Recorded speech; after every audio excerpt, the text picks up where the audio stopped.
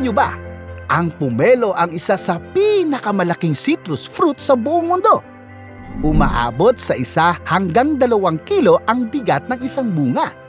Sa bawat piraso ng pumelo, may taglay itong vitamin C, antioxidants at fiber, mga sustansyang tumutulong sa ating resistensya at kalusugan.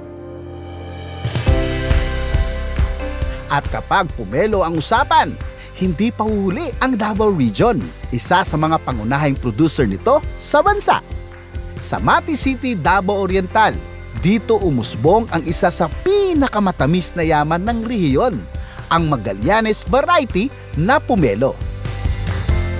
Kilalanin si Gliceria Ortoyo, membro ng MARBA o Menzing Agrarian Reform Beneficiary Association. Para sa kanya, ang bawat bunga ng pumelo ay bunga ng pawis at pangarap. Ang among panginabuhi diri pumelo ra gyud. Ang kita namo sa among pumelo, mga bata eskwela, kanang mga college ng uban, mga apo, ana siya. Dako jud ang kwarta sa pumelo. Dili gid ka magmahay nga imong asikaso siya kay bawas man gyud pod dako kay income. Sa mahigit 3 dekada, umiikot ang buhay ni Gliceria sa pagtatanim ng pumelo at wala siyang planong itigil ang kabuhayan ito. Base sa among experience, mas gwapo gid ang pumelo. Income gid ka ba, di ka magmahay. Maunang nagtanom na sa mig usab dito. 1 ka hektarya dito na among giputol na kalubihan, among gitamnan og pumelo karon. Pero hindi lang pala sa lokal patok ang pumelo. Umaabot din ito hanggang sa pandaigdigang merkado. Na second to the last ani nga harvest namo, China gikuha diri.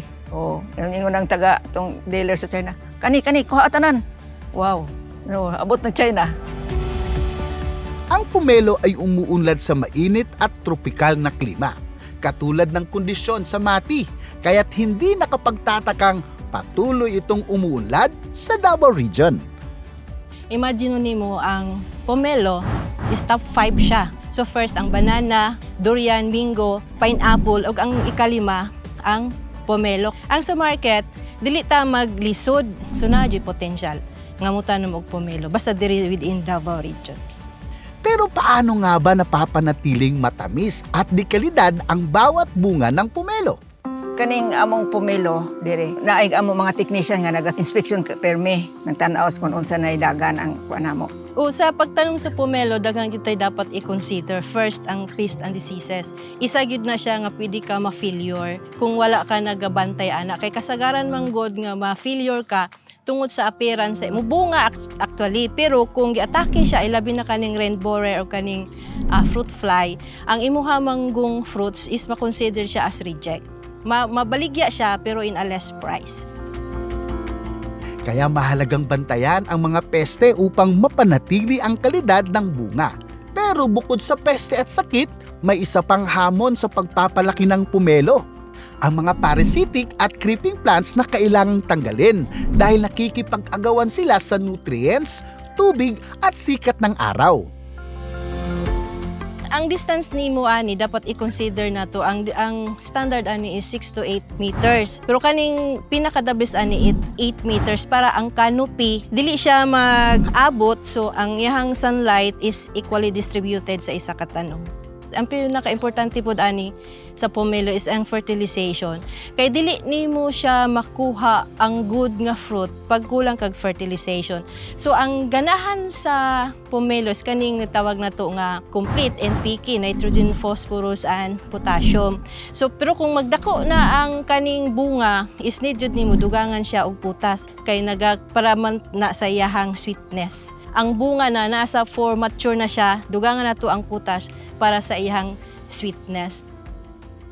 Isa po na among pamaagi na maggamit sad kami og mga kanang abono nga organic like that, nga tae sa kanding, tae sa karniro, kanang ipabutang namo diri sa punuan. In 2 years, katulo ka makaharvest na.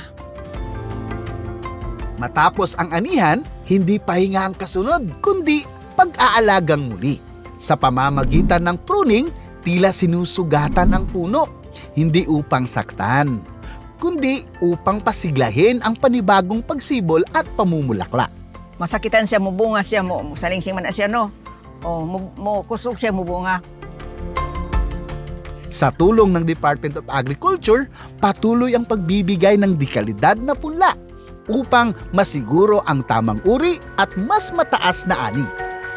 If ever nga naamoy mga yuta nga walay mga gamit, pwede kayo mo duol sa Dakars diri sa Mati kay para hisgutan nato ang pagkuha sa planting materials. Tas kami pud as sa Dakars nga staff mo assist pud mi sa farmers sa pag-layout, tapos na pud mi ka-assist nga technical para pagtanom niya dili masayang kay tungod nakagasto ba siya sa pag-land prep.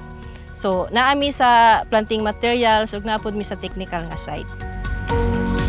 Pomelo, hindi lang prutas na singtamis sa panlasa, kundi kabuhayang nagbibigay pag-asa sa bawat pamilyang magsasaka.